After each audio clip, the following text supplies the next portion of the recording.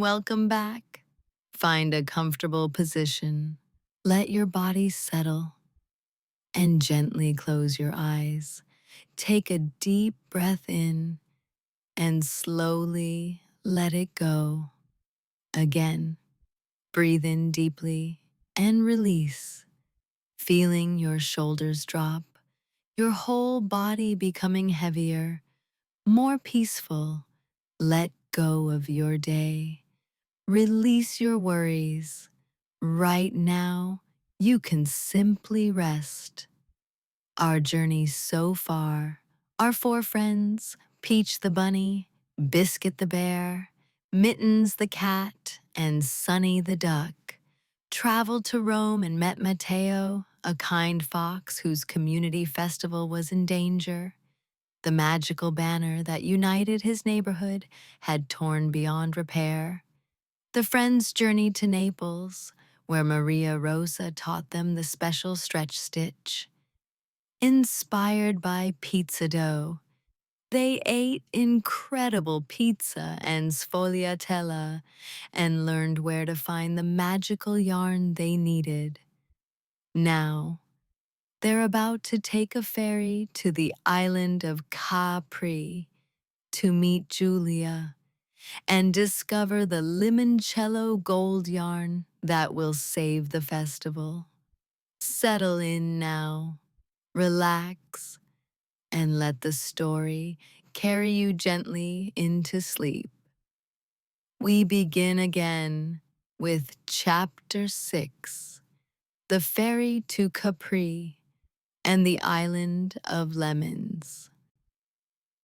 Chapter 6, The Ferry to Capri and the Island of Lemons. The sea is a doorway, and through it lies an island of light. Morning comes gently to Naples. The friends wake before dawn, moving quietly in the dim hotel room, gathering their belongings, preparing for the day's journey. They have only their small day bags. They'll return to Naples tonight. No need for overnight things. They leave the hotel just as the sky is beginning to lighten, that deep blue-gray of pre-dawn giving way to hints of pink and gold at the horizon. The streets of Naples are quiet at this hour, surprisingly peaceful. Shopkeepers just beginning to raise their shutters, early workers heading to jobs, street cleaners making their rounds. The port is a short walk from their hotel. As they approach, they can smell it before they see it. That unmistakable scent of the sea, salt and fish and diesel fuel, and something indefinable that's just ocean. The port area is already alive with activity despite the early hour. Ferries are lined up at various docks, their engines rumbling, crews loading supplies and checking tickets, gulls wheel overhead, crying their morning songs, diving occasionally when they spot something edible in the water.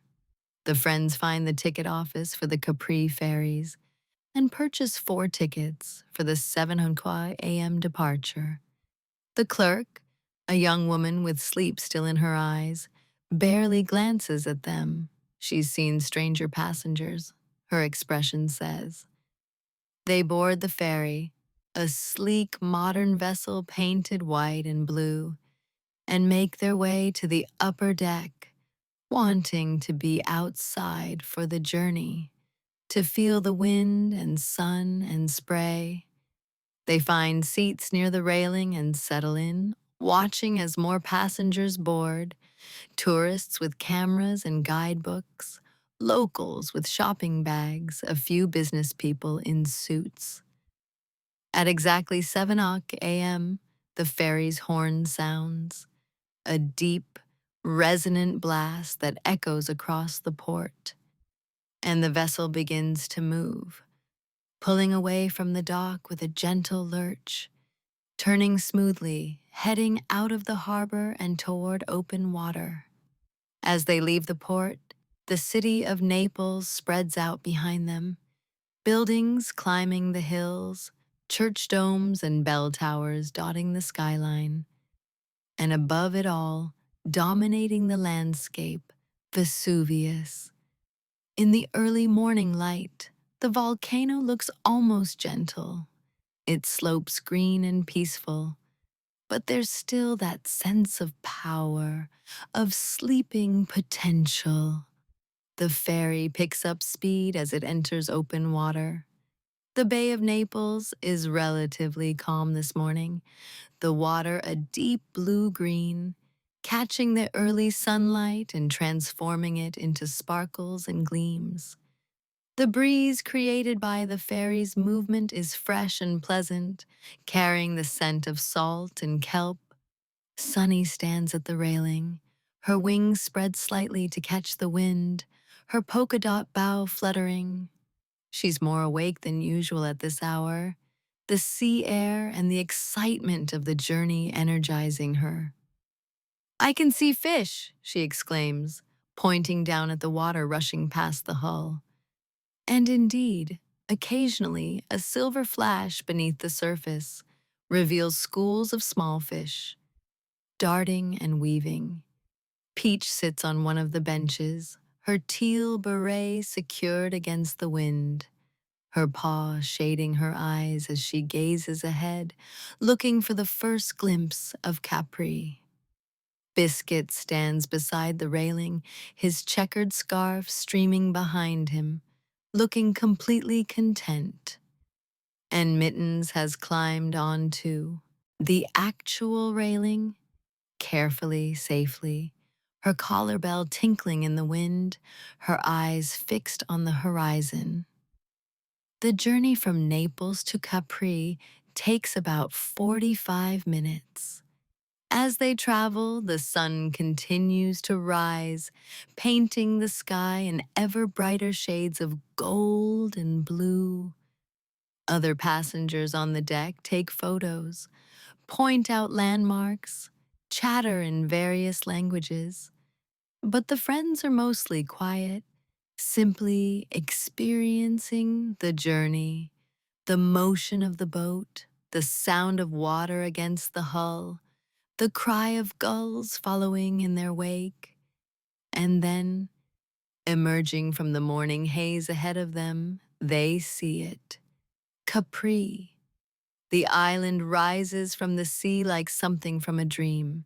Dramatic limestone cliffs dropping straight down to the water, the rock face weathered and ancient, dotted with caves and grottos.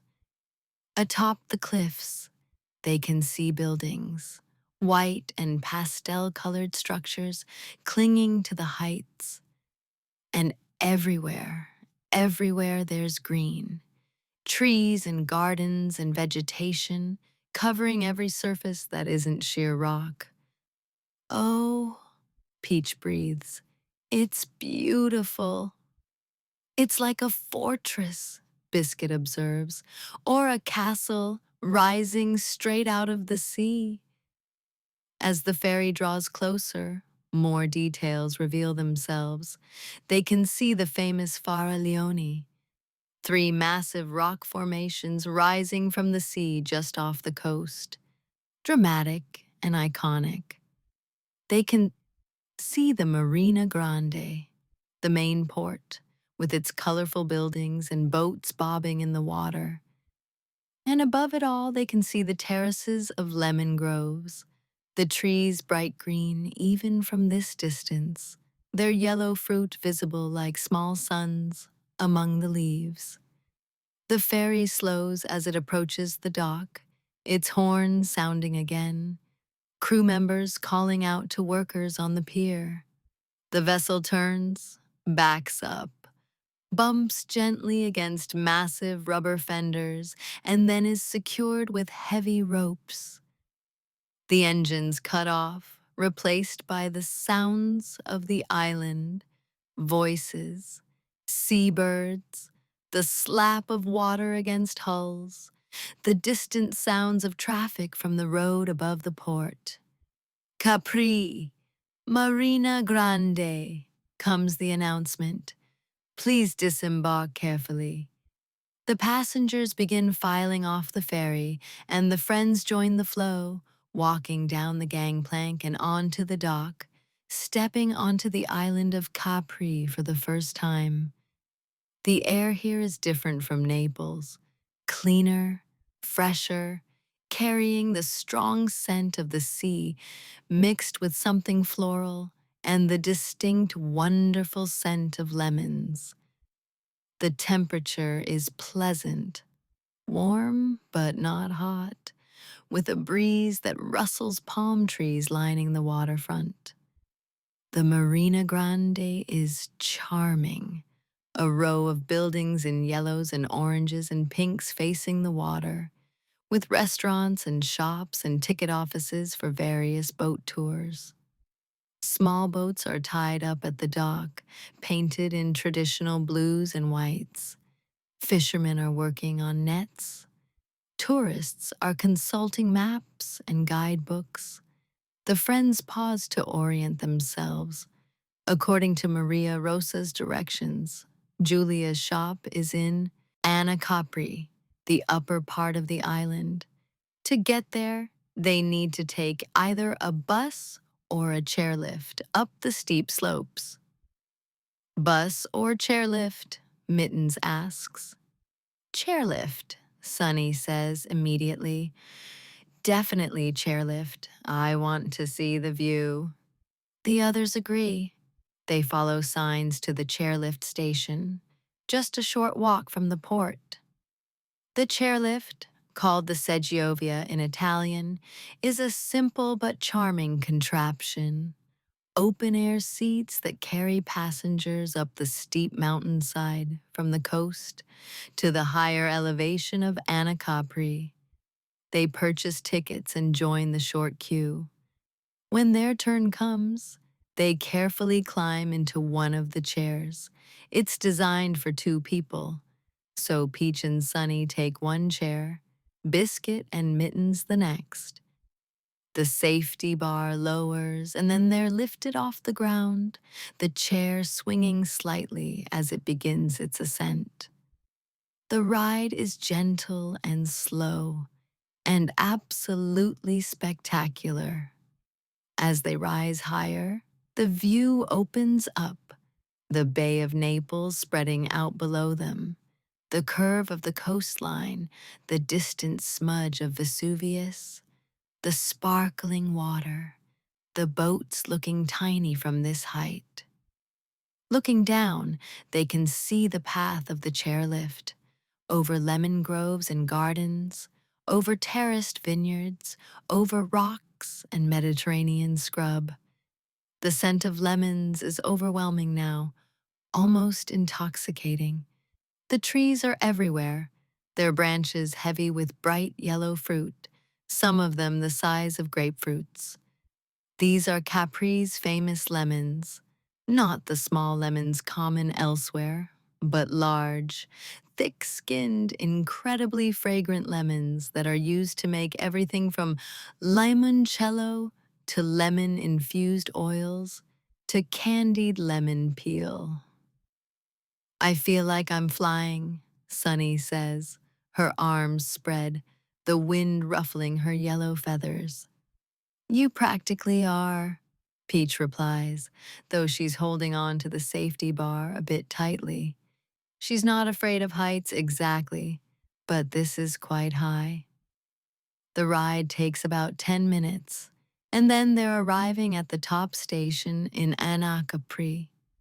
They disembark carefully, their legs slightly wobbly from sitting still for the ride, and find themselves in a different world from the Marina Grande. Anna Capri is quieter, less touristy than Capri town.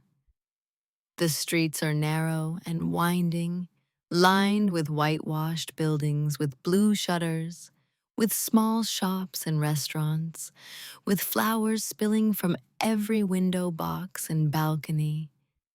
The pace here is slower, more relaxed, and everywhere, absolutely everywhere, there are lemon trees. in gardens, in pots, in groves on the hillsides. The scent is constant, wonderful, making everything smell clean and fresh and summery. Peach pulls out the piece of paper Maria Rosa gave her, checking the address of Julia's shop. According to the directions, it's about a 10-minute walk from the chairlift station, down a small side street near a viewpoint overlooking the sea. They walk through Capri, taking their time, enjoying the sights.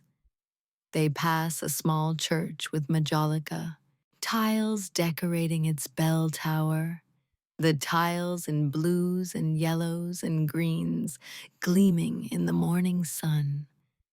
They pass a garden where an elderly woman is tending roses, who calls out "Buongiorno" cheerfully as they pass. They pass a shop selling handmade sandals, the leather goods displayed outside, and another selling limoncello and other lemon products, the bottles glowing yellow in their windows. And then, on a small side street that angles slightly downward toward what looks like a viewpoint, they find it.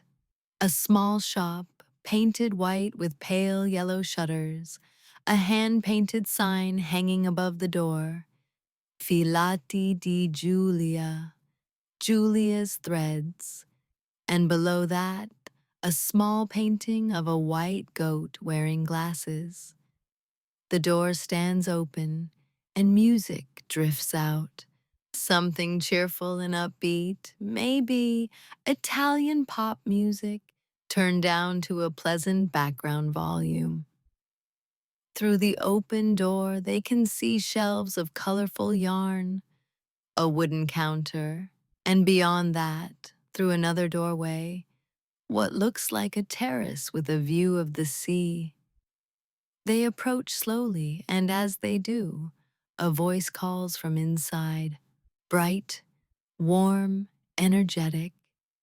Come in, come in, welcome, please enter, don't be shy. The friends exchange glances, here we go, and step through the door into Julia's yarn shop. The interior is small but beautifully organized. Shelves line the walls, filled with skeins of yarn in every color imaginable. All natural fibers, as Maria Rosa had said, all clearly made with care.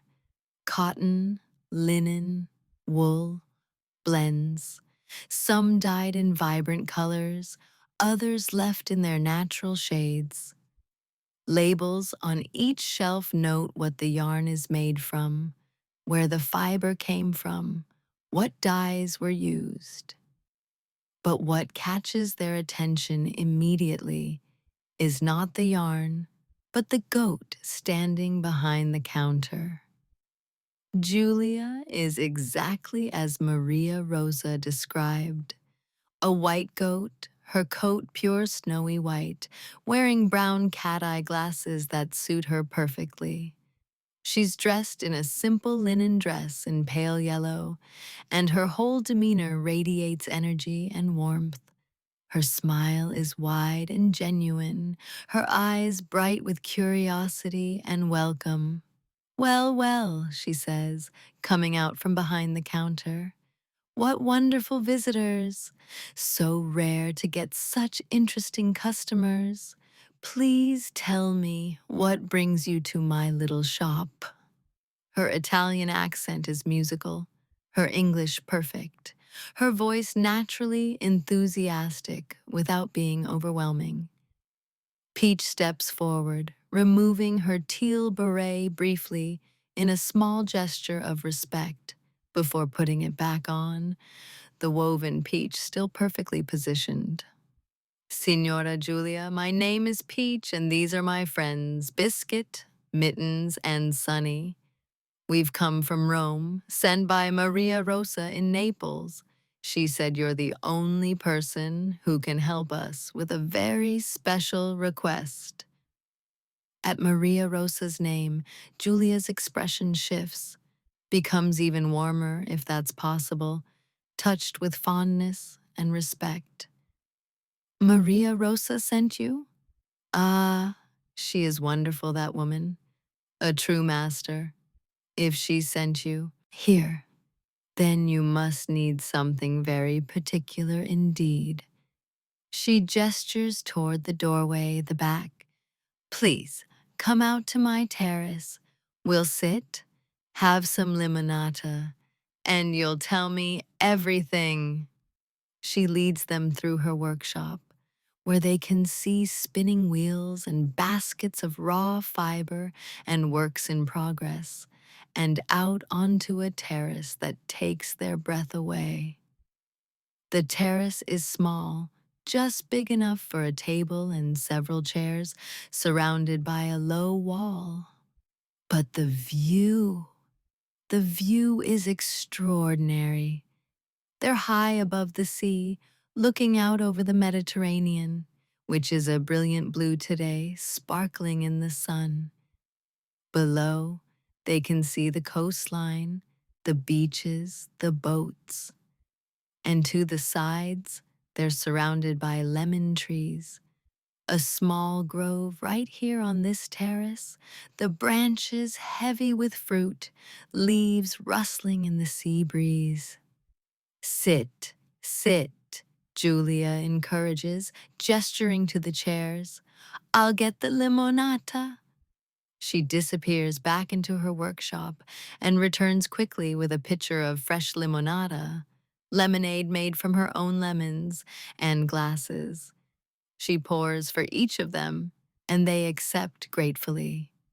The drink is cold and sweet tart, and incredibly refreshing, tasting like sunshine in liquid form. Now, Julia says, settling into her chair, removing her cat-eye glasses briefly to clean them on her dress before replacing them. Tell me, what is this special request? What does Maria Rosa think I can help you with? And so, for the second time in 2 days, they tell the story about Matteo, about the festival banner, about the need for magical yarn made with joy and strength near the sea, blessed by lemons. They explain what they learned from the keeper's journal, what Maria Rosa taught them about the stretch stitch, what they hope to accomplish. Julia listens intently, occasionally sipping her limonata, her expression growing more serious and thoughtful as they speak. When they finish, she's quiet for a long moment, gazing out at the sea, the breeze ruffling her white fur. The Festival of Unity, she finally says. Yes, I know of such things. My grandmother told me stories. In the old days, every region had such festivals, such banners. Most are gone now. That yours survives, that Matteo has kept the tradition alive. That's precious. That's worth protecting. She turns back to them, her eyes bright behind her glasses. And yes, she continues, I can help. I can make you the yarn you need. In fact, she stands, gestures for them to follow her. Come, let me show you something. She leads them back into her workshop, to a corner where several skeins of yarn rest on a shelf, slightly separate from the others. These skeins are a unique color, a pale, luminous yellow gold, like lemon zest mixed with honey, mixed with sunlight. Even from across the room, they seem to glow slightly. This, Julia says, lifting one of the skeins carefully, is my special yarn. I call it Limoncello Gold. I make it only a few times a year, only when conditions are perfect. She brings the skein over to them, and they can see it more clearly now. And yes, it does seem to glow, to have a light within it. The fiber is a blend, Julia explains. Wool from sheep that graze on these hillsides, fed on grass that grows among the lemon trees, cotton from nearby farms, and the dye, she smiles. The dye is made from my own lemons, not the juice. That wouldn't work. But the zest, the peel, treated in a special way my grandmother taught me. And I spin it here, on this terrace, with the sea in front of me, the lemon trees around me, the sun overhead. I spin only when I'm happy, truly happy, when the day is beautiful, when I feel grateful, when I'm filled with joy. On other days, I spin other yarns. But limoncello gold, that requires perfect conditions, inner and outer. She hands the skein to Peach, who accepts it reverently. The yarn is soft but strong, and holding it, Peach can feel something, warmth, brightness, a sort of gentle vibration that might be the magic Maria Rosa spoke of. This is it, Peach breathes. This is exactly what we need. How much do you have? Biscuit asks. We need 10 skeins for the banner. Julia counts the skeins on the shelf. I have 8. 8 skeins. I can make 2 more. I have the fiber ready, and today is a perfect day. Joy is easy today, with such visitors, with such a worthy purpose. I can spin 2 more skeins this afternoon while you explore the island, and then she pauses. Then we have one more tradition to observe, but we'll speak of that later. First, take the 8 I have. They're yours. She begins gathering the skeins, placing them carefully in Mateo's blue canvas bag that Peach has been carrying. The yarn fills the bag, glowing softly even in the dim interior. Now, Julia says, you must explore Capri. You must see the beauty here, feel the peace. Walk to the viewpoint just down the street. You can see the Faraglioni from there, and the water is the most incredible blue you've ever seen. Visit the Blue Grotto if you have time. Take a boat tour. Eat lunch at a good restaurant. I recommend La Zagara. They have the best caprese salad and the most beautiful lemon grove garden. Then return here around 4 o'clock. I'll have the last 2 skeins ready and well, you'll see. There's a small ceremony, a blessing of sorts. The friends agree readily. They thank Julia profusely, and she waves off their thanks with her characteristic enthusiasm, already moving back to her spinning wheel, ready to create the final 2 skeins. They leave the shop with the 8 skeins of limoncello gold safely in their bag, and they spend the rest of the day exploring Capri. They walk to the viewpoint Julia mentioned, and she was right. The view is spectacular. The water an impossible shade of blue, the Faraglioni rising dramatically from the sea. They take photos, Mittens with her small camera. They simply stand and breathe the clean sea air. They feel grateful to be here in this beautiful place, on this important quest. They find La Zagara for lunch, and the Lemon Grove Garden is indeed magical. Dining under lemon trees, eating the freshest mozzarella and tomatoes, drinking cold white wine and lemonade for Sunny, feeling the warm sun and cool breeze. And then, as 4 o'clock approaches, they make their way back to Julia's shop, ready for whatever comes next. Rest now, dear listener. The yarn is almost complete. The blessing awaits. And then, the return journey and the weaving and the festival, all is unfolding perfectly, gently, in its own time. Chapter 7. The Lemon Grove, Blessing, and Julia's Song. In a grove of golden fruit, magic is made visible. When the friends return to Julia's yarn shop at 4 o'clock, they find her waiting for them on the terrace, the 2 new skeins of Limoncello Gold yarn complete and resting on the table beside her. The afternoon sun slants across the terrace, and the lemon trees cast dappled shadows, their leaves rustling in the sea breeze. Perfect timing, Julia greets them cheerfully, her cat-eye glasses catching the light. The final 2 skeins are ready. Come, sit for a moment. They settle onto the terrace chairs, and Julia pours more limonata. The pitcher has been refreshed, the drink cold and perfect for the warm afternoon. You have had a good day? She asks. You have seen the beauty of Capri?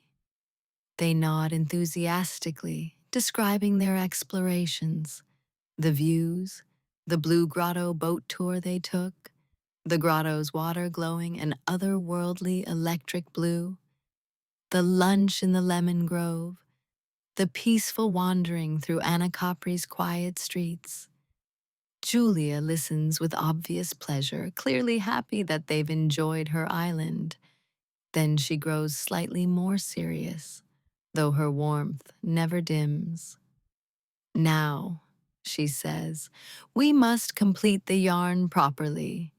The 10 skeins are made, yes, but to ensure they carry the strongest magic, the deepest blessing, we must observe a tradition. My grandmother taught it to me, and her grandmother taught it to her, going back who knows how many generations. She stands, gathering the 10 skeins, the 8 from this morning, plus the 2 new ones, into a basket. Come with me. We're going into my lemon grove, just there. She points to a path leading from the terrace down into the hillside. It's my family's grove, small but old.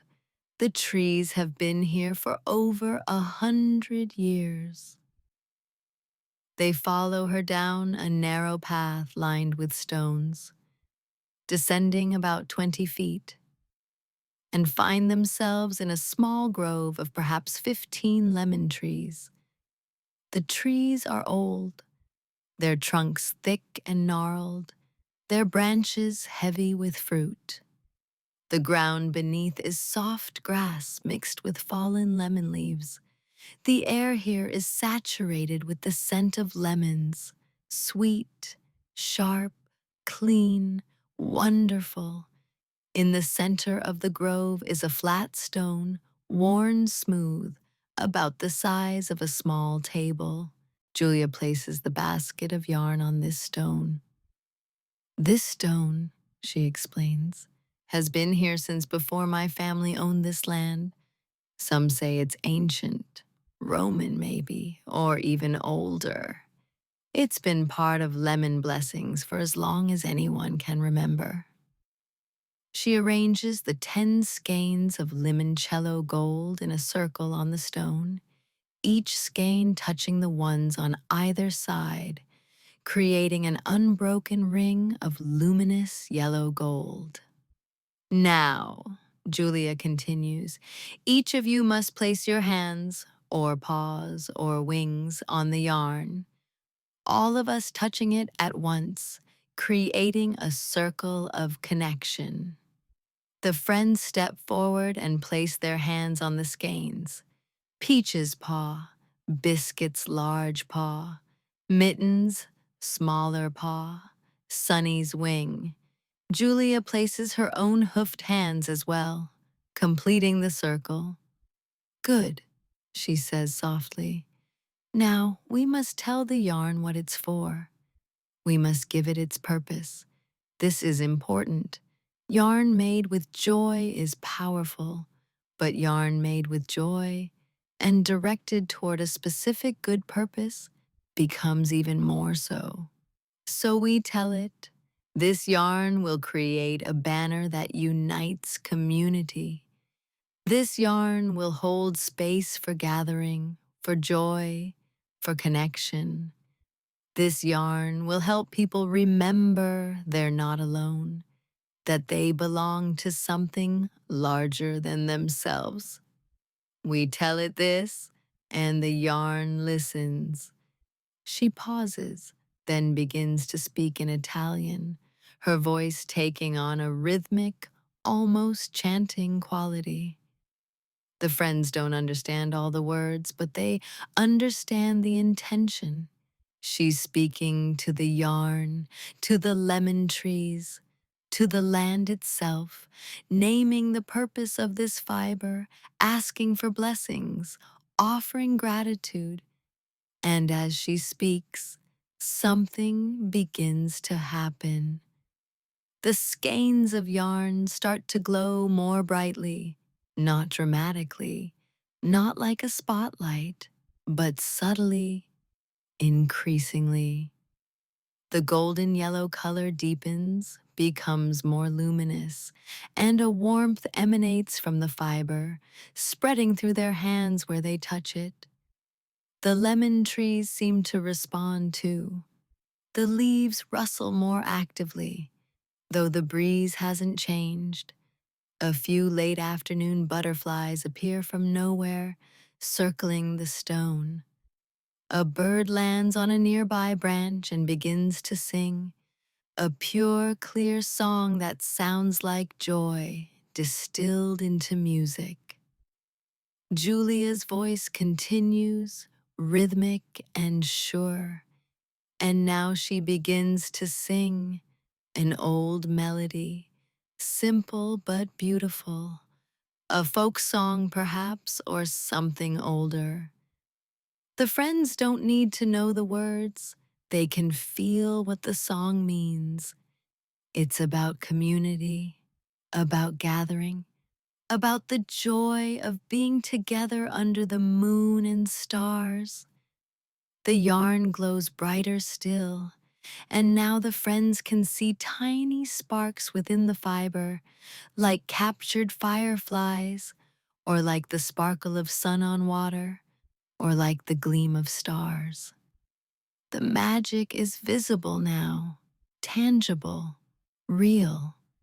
And then, as Julia's song reaches what feels like a natural conclusion, the sun, which has been lowering toward the horizon, breaks through the lemon trees at just the right angle, sending a beam of pure, golden light directly onto the stone, onto the circle of yarn, illuminating everything in radiance. For just a moment, perhaps 3 seconds, perhaps an eternity, everything is perfect. The light, the song, the scent of lemons, the warmth from the yarn, the connection between the five of them standing in a circle. Everything aligns, harmonizes, becomes one thing, a single moment of pure intention and blessing and magic. And then the moment passes. The sun moves on. The glow from the yarn settles to its normal luminous quality. The bird stops singing and flies away. Julia's song ends, but something has changed. The yarn is blessed now, truly blessed, charged with purpose, filled with magic, ready to become what it needs to become. Julia removes her hands from the yarn, and the others do the same. She's smiling, that bright, warm smile. But there are tears on her cheeks, tears of emotion, of having been part of something meaningful. "It's done," she says softly. "The yarn is ready. It will serve its purpose well. Matteo and his community will have their banner, and the festival will happen, and the magic of unity will return to that piazza." She carefully places the 10 skeins back in the basket, then into Matteo's blue canvas bag. The bag now glows slightly from within, as if carrying a small sun. They walk back up the path to the terrace, quiet, each processing what they've just experienced. On the terrace, Julia wraps the bag carefully, securing it, making sure the precious yarn is protected. "You must return to Naples tonight," she says. "The last ferry leaves at 6:30. You have just enough time." The friends realize with surprise that the afternoon has passed so quickly. It's already nearly 5 o'clock. "But before you go," Julia continues, disappearing briefly into her shop and returning with a small box, "take these, limone canditi, candied lemon peel, from my own trees. Share them on your journey back to Rome. They're sweet and a little bitter, like life, yes? But mostly sweet." She also presses something into Peach's paw, a small charm, hand-carved from lemon wood in the shape of a lemon. "For luck," she says, "and to remember Capri, and this day, and what we created together." The friends thank her. There aren't enough words to properly express their gratitude, but they try. They hug her, gently, carefully. They thank her again and again. They promise to send word of how the festival goes. "You are always welcome here," Julia tells them. "If you return to Capri, my door is always open. You are friends now, not just customers." They leave her shop, Julia waving from the doorway, her white form bright against the yellow of her shop, and hurry through Anna Capri toward the chairlift station. They have 45 minutes to make it down to the Marina Grande and board the ferry. The chairlift ride down is different from the morning ride up. The light is different, more golden, and they're carrying something precious now. They ride in contemplative silence, the bag with the yarn safe in Peach's lap, watching the sun lower toward the western horizon, painting everything in honey and amber. At the Marina Grande, they board the ferry with just minutes to spare. The return journey across the Bay of Naples is peaceful, the sea calm, the evening settling gently over the water. They find seats on the deck and watch Capri recede behind them, the island becoming smaller, more dreamlike, until it's just a shape on the horizon, and then gone. As the sun sets and Naples approaches, Julia's candied lemon peel is passed around and shared. It's delicious, sweet and tart and chewy, the perfect balance of flavors.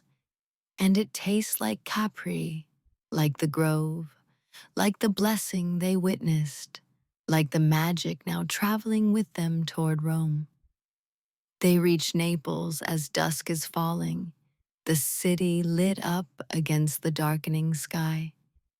They disembark tired but fulfilled, carrying their precious cargo carefully.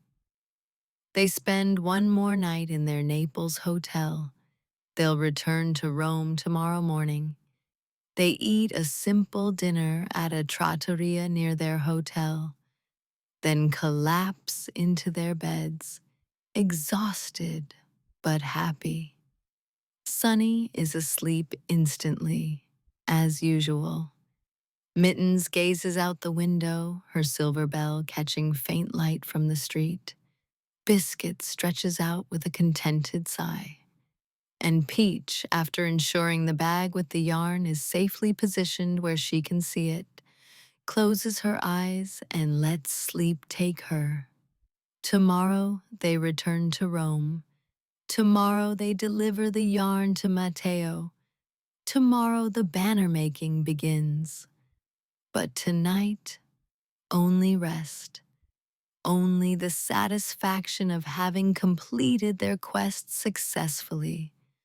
Only dreams of lemon groves and sea breezes and yarn that glows like captured sunshine. Sleep peacefully, dear listener. The yarn is found. The quest succeeds. Now comes the creation, the completion, the celebration. All is well. All is as it should be. Chapter 8. Return to Rome and weaving begins. Coming home is its own kind of magic. Morning in Naples arrives with the now familiar sounds, traffic, voices, seabirds, the city waking to another day. The friends rise early once again, pack their few belongings, check out of their small hotel, and make their way to the train station. The bag containing the 10 skeins of Limoncello Gold yarn is carried carefully, never set down carelessly, always kept close. They can still feel the warmth from it, the subtle glow that draws occasional curious glances from passers-by. Before leaving Naples, they make one final stop, Maria Rosa's shop in the Spanish Quarter. It's early still, barely 8 in the morning, but when they knock on her door, she opens it immediately, as if she's been expecting them. "You found it," she exclaims, her eyes going immediately to the bag. She doesn't need to ask what's inside. She can see the glow, feel the magic emanating from it. "Oh, you wonderful children. Come inside. Tell me everything." They spend 30 minutes with Maria Rosa, describing their journey to Capri, their meeting with Julia, the lemon grove blessing, the song, the moment of perfect alignment when the sun broke through the trees. Maria Rosa listens with shining eyes, occasionally wiping away tears of joy. "This is how it should be," she says when they finish.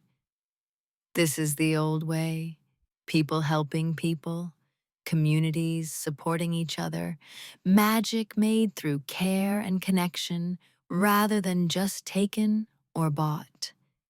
You've done something beautiful, something important."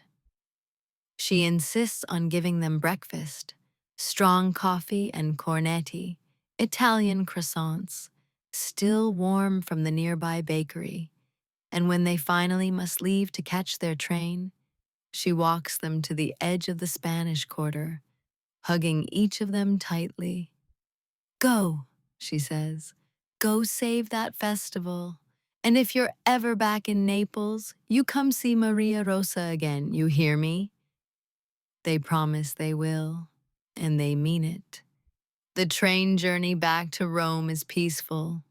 They have a compartment to themselves this time, and they spend the 2 hours talking quietly about everything that's happened, planning what comes next, occasionally simply gazing out at the Italian countryside rolling past.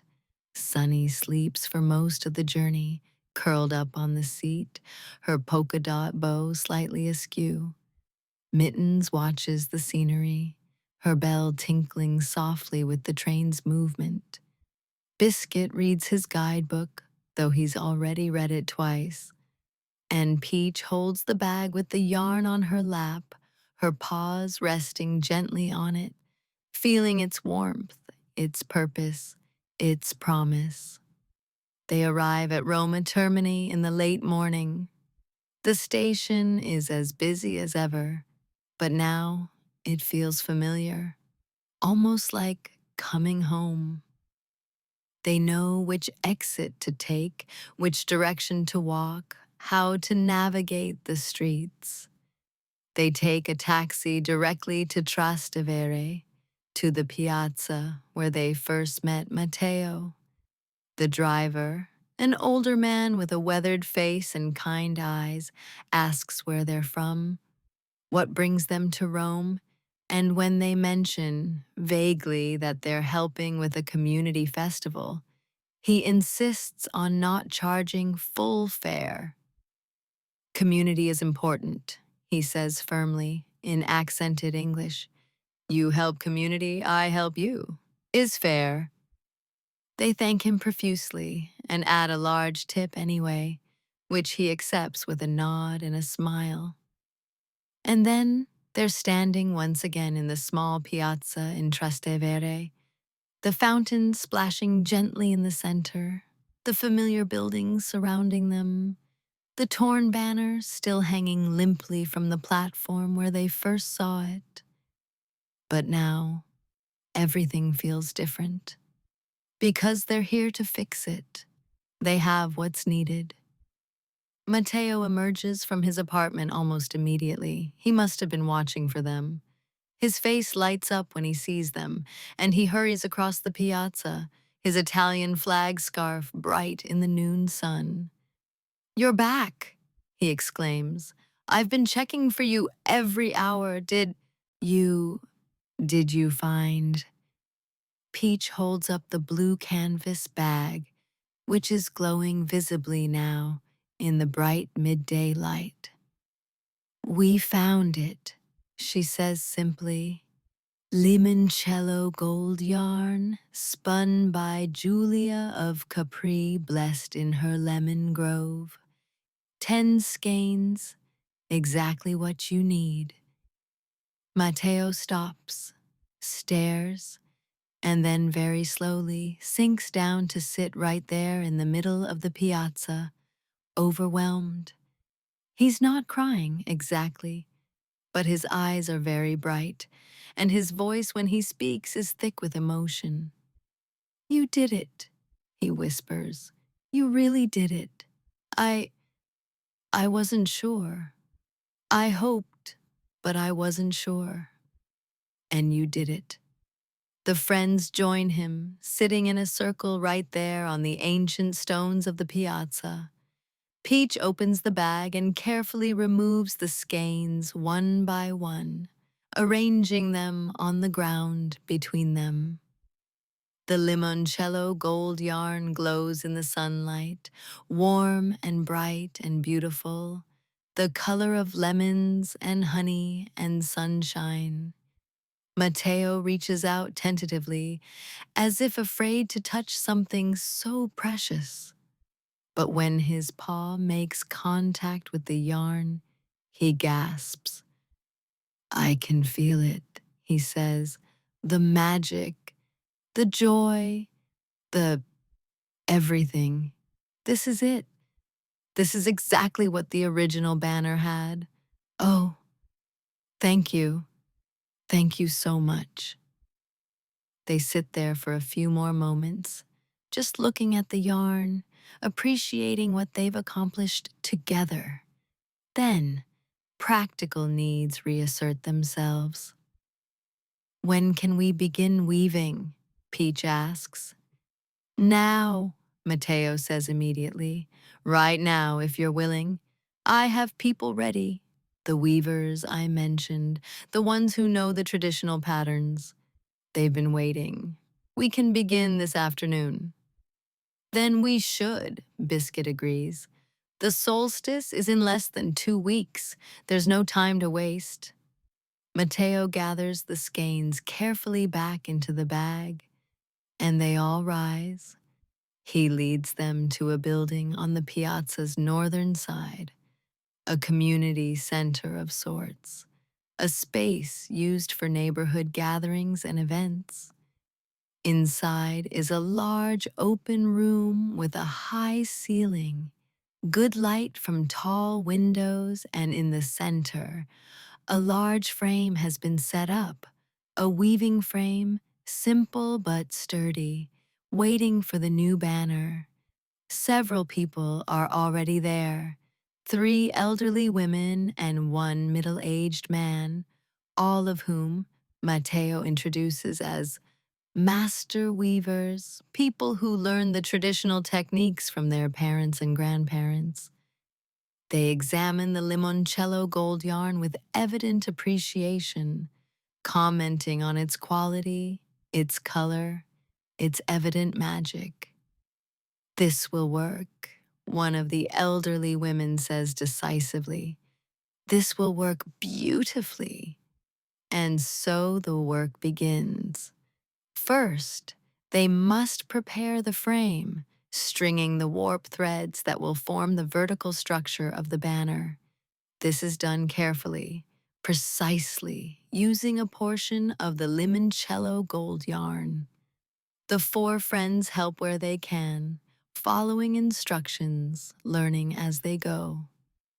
Then comes the actual weaving, passing the weft threads horizontally through the warp, over and under, creating the fabric of the banner. The traditional patterns are complex, spirals and stars and moons and dancing figures, all flowing into each other, all connected, all part of a greater whole. And here is where the stretch stitch they learned from Maria Rosa becomes essential. The master weavers don't know this technique. It's Neapolitan, not Roman, but they're eager to learn. The friends demonstrate, showing how the stitch creates fabric that's both strong and flexible, that can move and flow without tearing. "Brilliant," the middle-aged man says, watching carefully. "This is exactly what we need.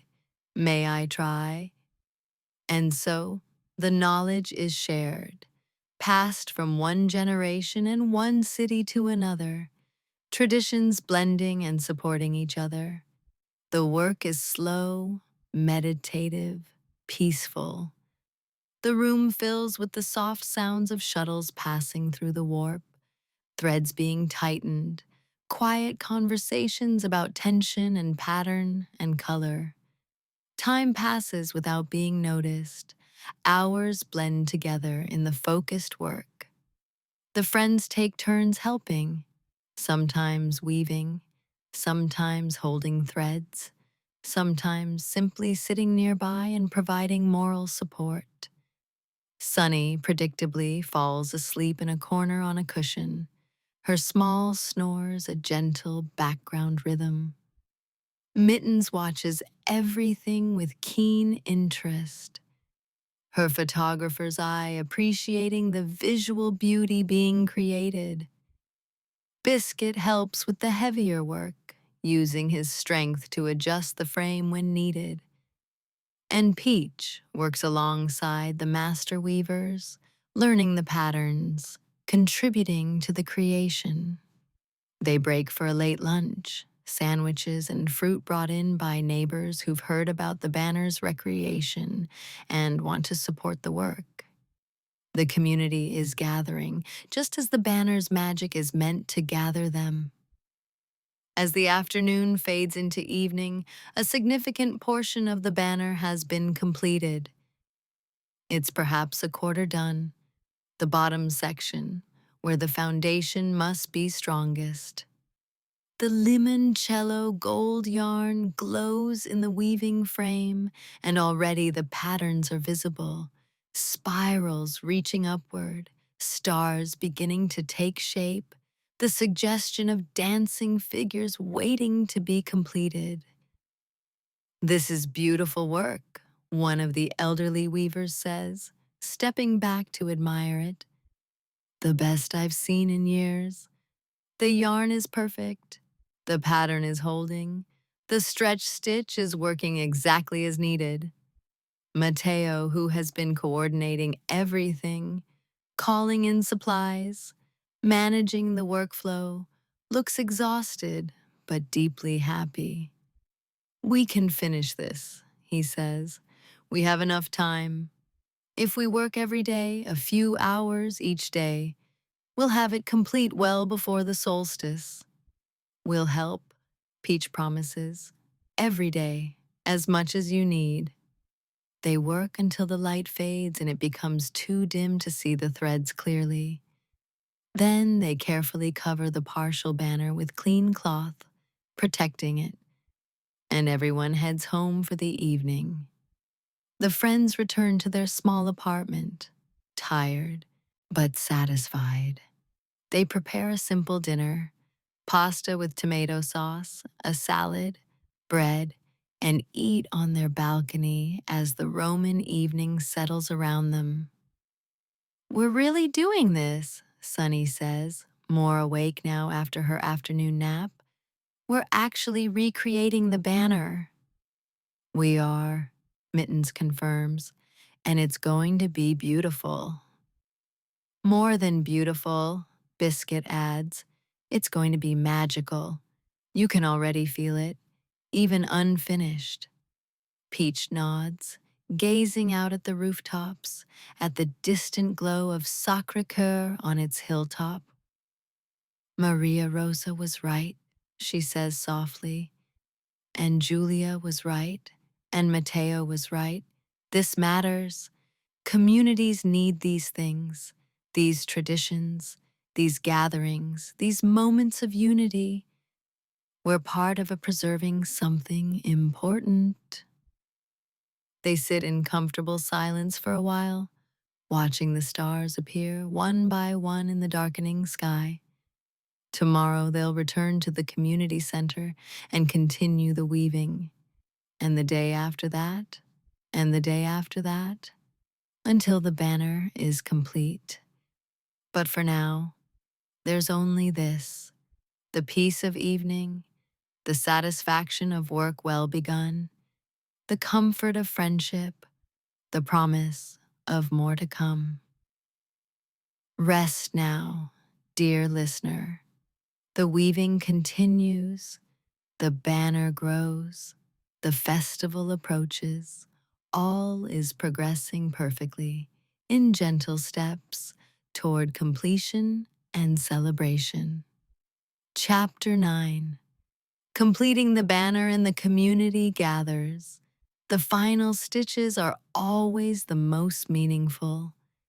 The days that follow establish a gentle routine.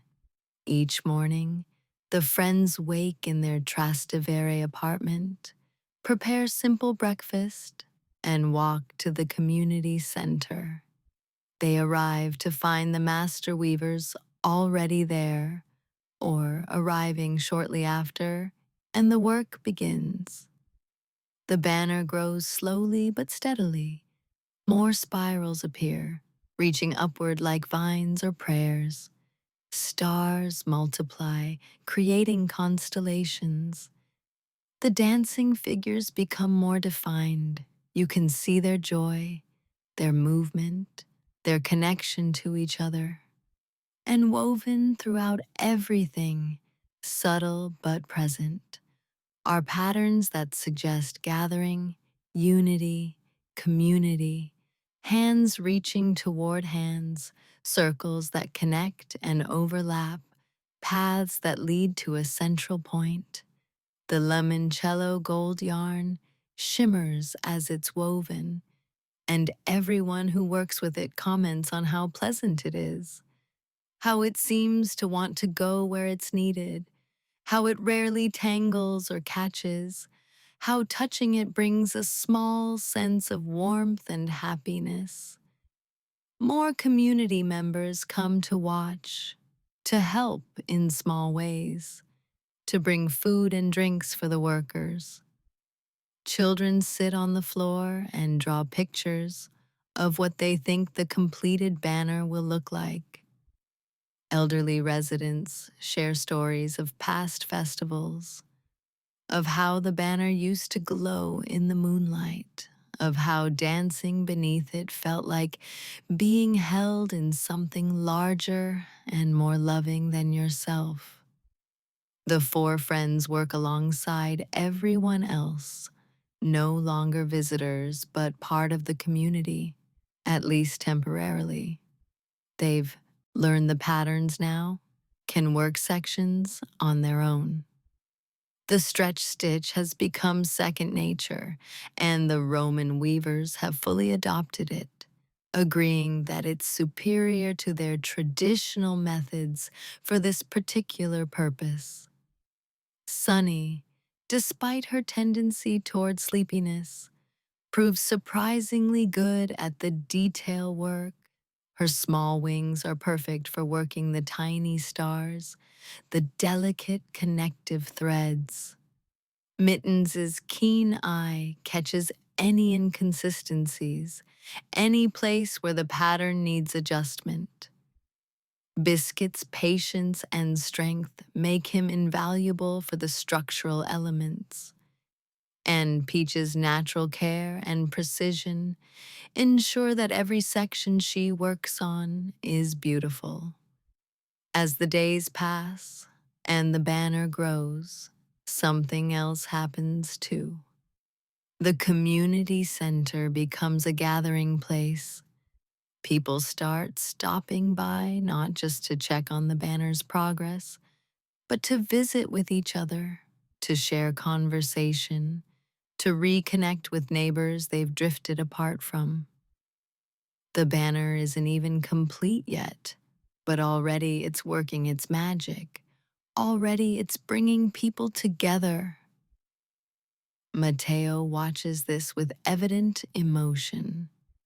More than once, the friends see him standing quietly in a corner, observing the community interactions, wiping away tears of gratitude and relief. 10 days after the weaving began, with 4 days remaining until the summer solstice, the banner is nearly complete.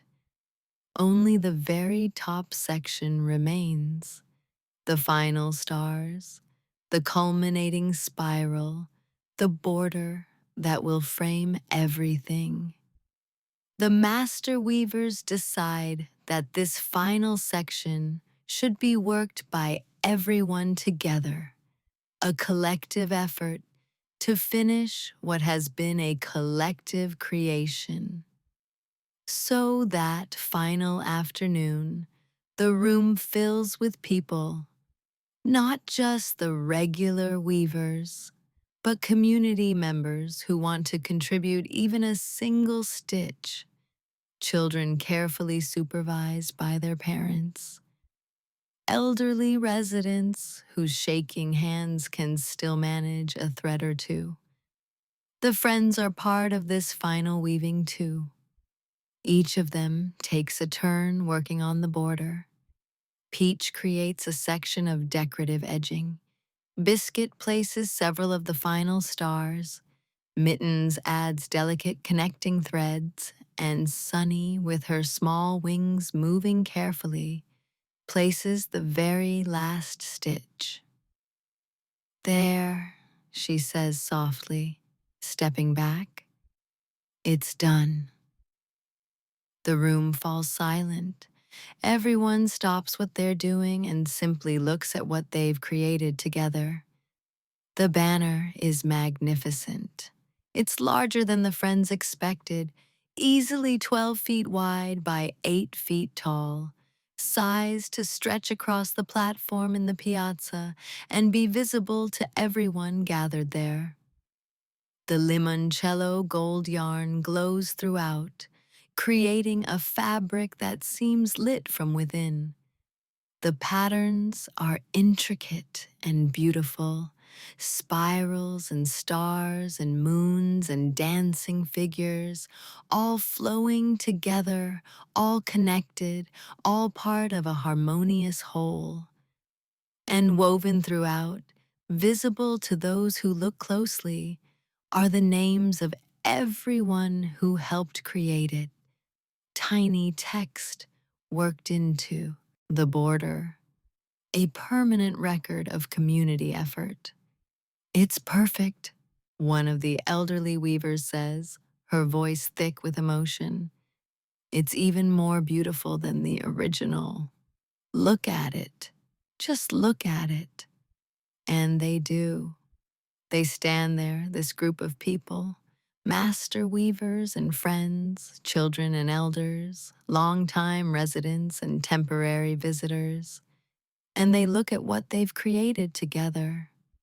The banner hangs in the frame, complete, ready, pulsing gently with magic and love and purpose. Matteo steps forward, his Italian flag scarf bright in the afternoon light filtering through the windows. He's trying to speak but can't seem to find words.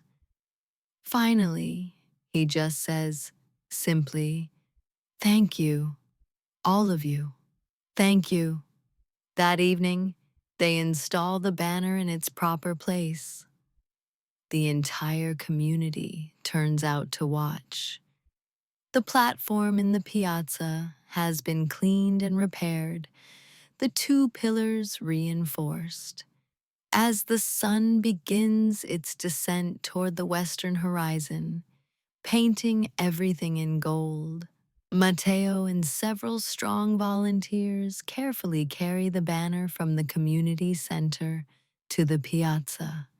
The friends help, each holding a corner of the precious fabric, moving slowly, reverently. When they reach the platform, ropes have been prepared, mechanisms set up to hoist the banner into place. Slowly, carefully, the banner is raised. It's attached to the first pillar, then stretched across to the second, then secured. And as it unfolds to its full size, as the last rays of sunlight hit it, something magical happens.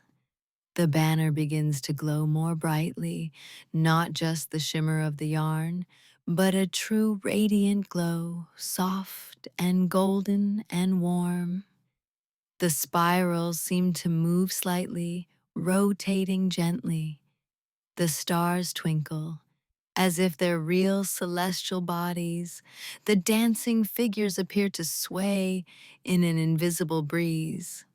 And beneath the banner, spreading out from it in a visible wave, comes a feeling: warmth, safety, belonging, joy. Everyone in the piazza feels it simultaneously, a lifting of spirits, a softening of hearts, a sense of connection to everyone around them. "It's working," Matteo breathes. "The magic is holding. It's working." Spontaneously, the community members gathered in the piazza begin to applaud. Not loud, triumphant applause, gentle, sustained clapping, an expression of gratitude and appreciation and happiness. The sound fills the piazza, echoes off the buildings, rises up to the evening sky. The friends stand together, watching, and they feel what everyone feels, but also something more. They feel the completion of their quest, the satisfaction of having helped preserve something meaningful, the joy of knowing that because of their efforts and the efforts of many others, Maria Rosa, Julia, the master weavers, the community members, this tradition will continue. This magic will endure. "We did it," Mittens says softly, her silver bell barely audible under the applause. "We did," Peach agrees, reaching to adjust her teal beret, making sure the woven peach is straight. "Biscuit, wraps his checkered scarf more snugly around his neck, not because he's cold, but because the gesture is comforting, grounding. The festival is in 3 days, he says. The summer solstice. We should stay for it, shouldn't we? Absolutely, Sunny says, more awake and energetic than she's been in days. We have to see it. We have to be part of it. Matteo, overhearing them, turns with a wide smile. You must stay, he insists. You must be guests of honor. You must dance beneath the banner you helped create. Please, it wouldn't be right without you. They don't need any convincing. They'll stay for the festival. They'll witness what they've helped preserve. And then, afterward, they'll return home, carrying with them the memories of this adventure, the friendships they've made, the magic they've been part of. But that's for later. For now, as the evening deepens and the first stars appear above the piazza, the community lingers, not quite ready to leave, drawn together by the banner's presence even before the official festival. Someone produces a guitar, someone else begins to sing. People sit on the fountain's edge, talking, laughing, simply being together. And above it all, the new banner hangs, glowing gently, holding space for joy, for connection, for unity. The magic of community, preserved and renewed, ready to work its wonders for generations to come. Rest peacefully, dear listener. The banner is complete. The festival approaches. Joy awaits. But for now, only this gentle evening, this quiet celebration, this moment of perfect completion. Chapter 10. The Moonlight Piazza Festival. When the longest day yields to the shortest night, magic dances under stars. The days between the banner's installation and the summer solstice pass quietly, peacefully. The friends spend their time exploring more of Rome, visiting sites they haven't yet seen, eating at small neighborhood trattorias, simply enjoying the city's rhythms. But always they return to the piazza, and always they notice how the banner's presence has already changed things. The piazza has become a gathering place in a way it apparently wasn't before. People meet there after work, children play there after school, elderly residents sit on benches and chat. The sense of community has strengthened, drawn together by the banner's gentle magic, even before the festival itself. And then, finally, the day arrives, June 21st, the summer solstice, the longest day of the year. The friends wake early on this special morning, filled with anticipation. Through their apartment windows, they can already see unusual activity in the streets below. People carrying decorations, tables and chairs being transported, flowers being delivered. The entire neighborhood is preparing for tonight's celebration. After a simple breakfast, they go to the piazza to see what help is needed. They find controlled chaos, dozens of community members working together to transform the space. Long tables are being set up around the perimeter, draped with white cloths. Strings of lights are being hung from building to building, creating canopies of stars. The fountain is being decorated with flowers, roses and lilies and jasmine. The platform where the banner hangs is being surrounded with candles in glass holders, creating a ring of soft light. The friends help where they can, setting up chairs, hanging lights, arranging flowers.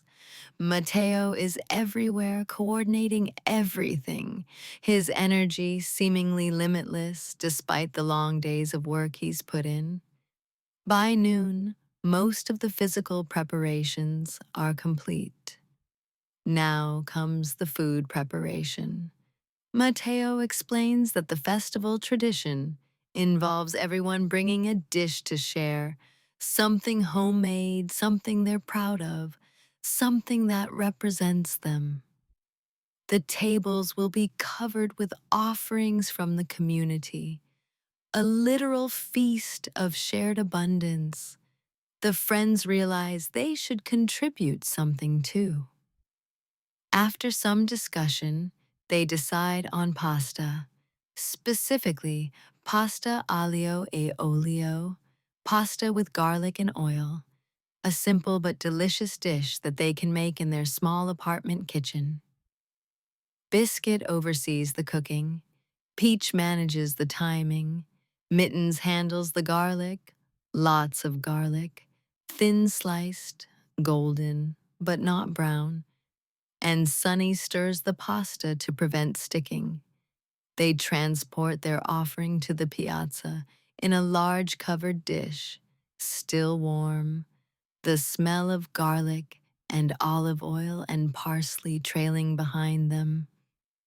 They set it on one of the tables, and it joins dozens of other dishes, lasagna and caprese salad, roasted vegetables and fresh bread, olives and cheeses, desserts both simple and elaborate. As the afternoon wanes toward evening, people begin to arrive dressed in their festival finest. Not formal exactly. This is a neighborhood gathering, not a fancy event, but everyone has clearly made an effort. Clean clothes, women with flowers in their hair, children in their best outfits, everyone wearing smiles. The friends return to their apartment to freshen up. They don't have fancy clothes. They're traveling after all. But they tidy themselves, make sure their special accessories are clean and straight. Peach adjusts her teal beret, positioning the woven peach perfectly on the left side. Biscuit carefully arranges his cream and red checkered scarf. Mittens makes sure her cream collar, with its tiny silver bell, is sitting properly. And Sunny retrees her light pink bow with white polka dots, getting it centered on her head. They return to the piazza just as the sun is beginning its final descent. The space has transformed. Candles are being lit, hundreds of them, casting warm, flickering light. The string lights overhead are glowing softly. The tables are laden with food, and people are everywhere, standing in groups chatting, children running around playing, musicians setting up instruments near the platform. The banner hangs above it all, already beginning to glow as the natural light fades, its limoncello gold yarn luminous and beautiful. The spirals and stars and dancing figures seeming to move in the gentle evening breeze. Matteo finds them almost immediately, beaming. You're here, come, come. You must sit at the head table with me and the master weavers and the community elders. It's your place of honor. They try to protest. They're just visitors after all, but Matteo won't hear of it. You saved this festival. You are honored guests. No arguments. And so, they find themselves seated at a special table near the platform, with a perfect view of the banner and the gathering crowd. As the sun touches the horizon, The festival officially begins. Matteo stands and calls for attention. The conversation's quiet. Children are shushed gently. Everyone turns toward the platform. Amici, Matteo begins, his voice carrying across the piazza without needing amplification. Friends, welcome to the Moonlight Piazza Festival. This is a tradition older than any of us, older than our parents and grandparents. For centuries, for centuries, this community has gathered on this night, the longest day, to celebrate being together, to dance and eat and laugh, to remember that we are not alone, that we are part of something larger than ourselves. He pauses, emotion evident in his voice. This year, we almost lost this tradition. Our banner, the banner that makes this gathering special, that creates the magic of unity, was damaged beyond repair. I thought the festival was finished. I thought we'd have to cancel, perhaps forever. The crowd murmurs, many nodding. They know this story. They've followed the banner's recreation with interest.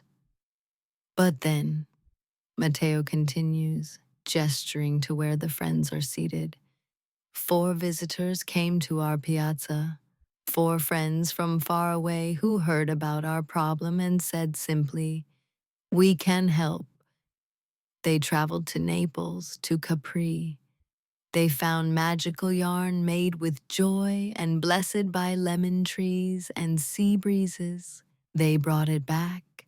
They worked alongside our master weavers. They helped create the new banner that now hangs above us. Every eye turns toward the friends, and the piazza erupts in applause. The friends feel their faces warming, unused to such attention, but also deeply moved by the community's gratitude. So tonight, Matteo concludes, we celebrate not just the solstice, not just our tradition, but also the kindness of strangers, the generosity of community, the magic of people caring for each other. Let the Moonlight Piazza Festival begin. And with that, the eating commences. People move to the tables, filling plates with food from multiple dishes, taking a little of this and a little of that, mixing contributions from different households, quite literally sharing the fruits of everyone's labor. The friends are urged to eat first. Guests of honor, Matteo insists, and they fill their plates with an astonishing variety of delicious foods. They return to their seats and eat slowly, savoring every bite, talking quietly with the master weavers and community elders seated near them, learning more about the neighborhood's history and traditions. As the meal winds down and plates are being cleared, the sky has fully darkened. Stars are visible now, brilliant in the sky above the piazza, and the moon, full tonight as it always is on the summer solstice, or nearly full, has risen, casting silver light across everything. And now the banner's magic becomes fully evident. Under the moon and stars, it glows more brightly than ever, creating a dome of golden light that covers the entire piazza. And within that dome, the feeling intensifies, the sense of connection, of safety, of belonging. Every person in the piazza can feel it, a physical sensation like warmth spreading through your chest. like happiness bubbling up from within, like invisible threads connecting each person to every other person. Conversations deepen, laughter comes more easily, old grudges melt away, shy people find themselves talking to strangers, children play together regardless of age differences. Everyone relaxes into the embrace of a community. And then the music starts. An accordion begins first, playing a traditional Italian folk melody, something old and joyful. A guitar joins in, then a violin, then someone with a tambourine. The music builds, not loud, but present, infectious, impossible to ignore. And people begin to dance. It starts with the children, as it always does. Children are never too self-conscious to dance. They leap and spin in the center of the piazza, around the fountain, beneath the banner, and then adults join them. First a few couples, then more, then groups, then everyone who wants to, and even many who usually wouldn't.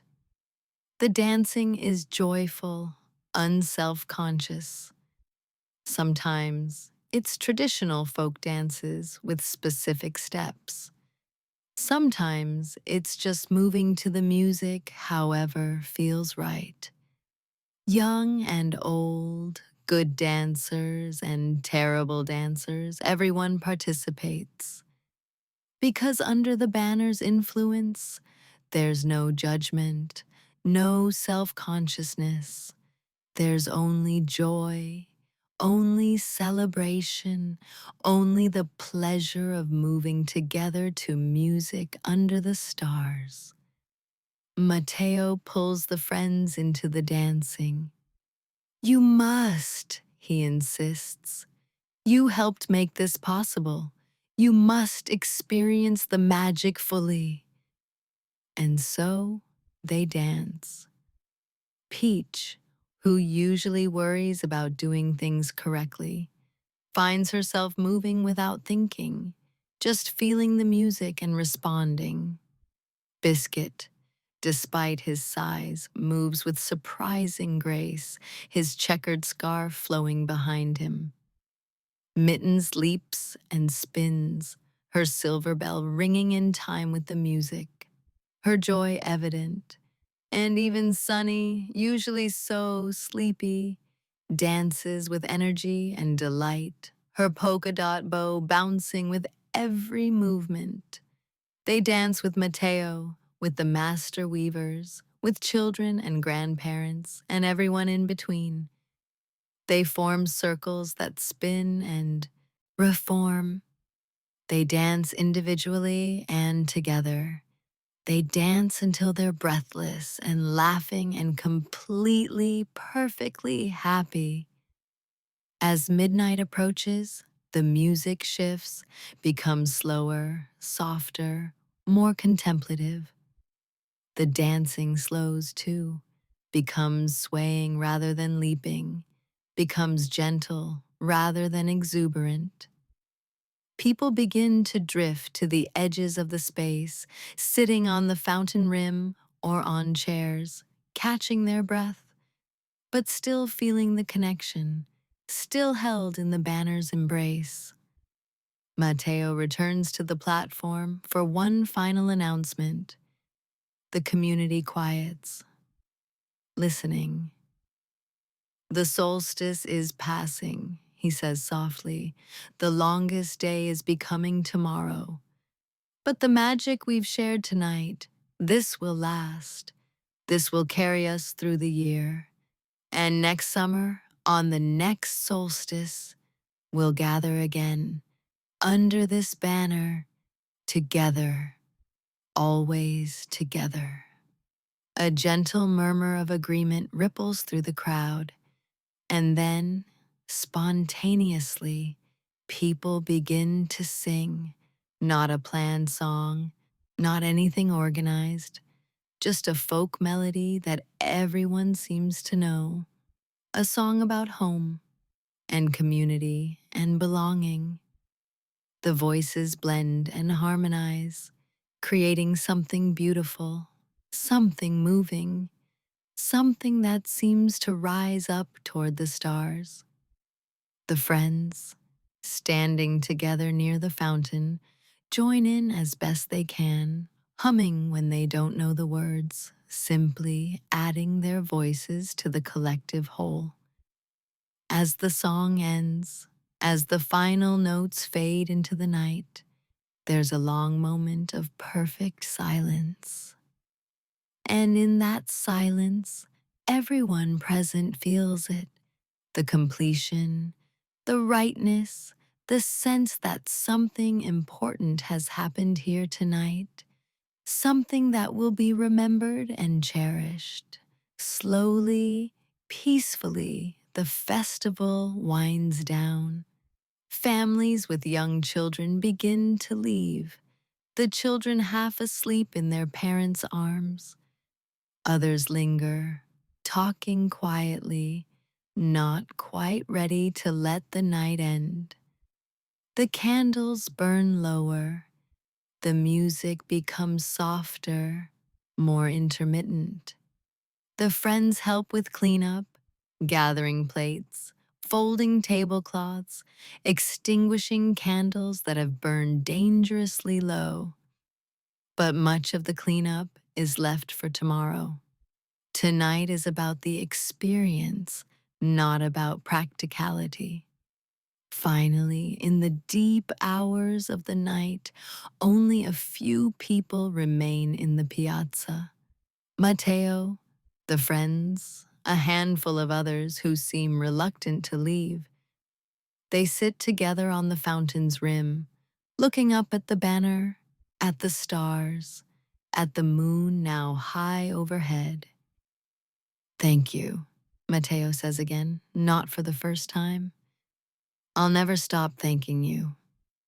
You don't need to thank us, Peach replies gently. This, this is what we do. Help where we can, connect people, preserve good things. The banner will last now? Biscuit asks. It won't degrade like the old one? It should last for decades, Matteo confirms. The yarn is strong, the weaving is sound, and the magic, he gestures upward. The magic is as strong as I've ever felt it.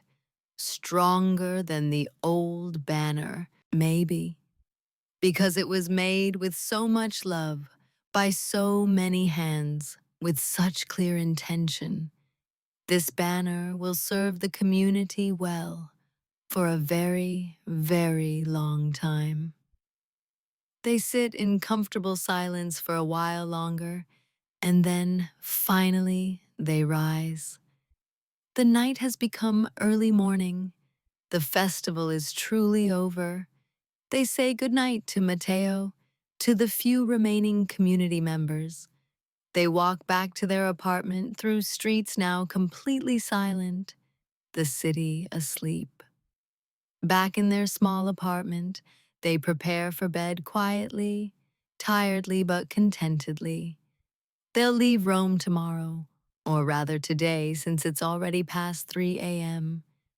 They'll return home, back to wherever home is for them. But they'll carry this with them, the memory of the festival, of the banner, of the community they helped save, of the magic they were part of. They settle into their beds for one last time in this Roman apartment. Through the open windows, the night air flows in, carrying the scent of jasmine and ancient stones. Sunny is asleep instantly, as always. Mittens curls up, her silver bell silent now, catching the last gleams of moonlight. Biscuit stretches out, his checkered scarf folded carefully on the nightstand. and Peach after removing her teal beret and placing it gently on the dresser, the woven Peach still perfectly positioned, closes her eyes and lets sleep take her. The Moonlight Piazza Festival is over. The banner will keep working its magic, bringing community together for years to come. The quest is complete. The adventure is finished. But the memories, the friendships, the experiences, the understanding of how important community is, the knowledge that small acts of kindness can preserve great traditions, these will last forever. And somewhere in the piazza, under the moon and stars, the banner continues to glow softly through the night, holding space for joy, for connection, for unity, waiting for next year's festival, but also working its gentle magic every day, reminding the community that they belong to each other, that they're not alone, that they're part of something beautiful and enduring. Sleep now, dear listener. Sleep deeply and peacefully. The story is complete. The banner is made. The festival is celebrated. All is well. All is exactly as it should be. Dream of lemon groves and sea breezes, of yarn that glows like sunshine, of communities gathered under magical banners, of friends who travel far to help preserve beautiful traditions. Dream peacefully, sleep well, until the next adventure calls, until the next friend needs help, until the next tradition needs saving. But for now, only sleep, only rest, only peace. The end. And so concludes the tale of the broken festival banner of Rome, a story about community, connection, and the magic that happens when people care for each other and work together towards something good. May your own communities be strong. May your own traditions endure. May you always find helpers when you need them, and may you always be willing to be a helper to others. Sleep well, dream well, and may your days be filled with joy and purpose. Buonanotte. Good night.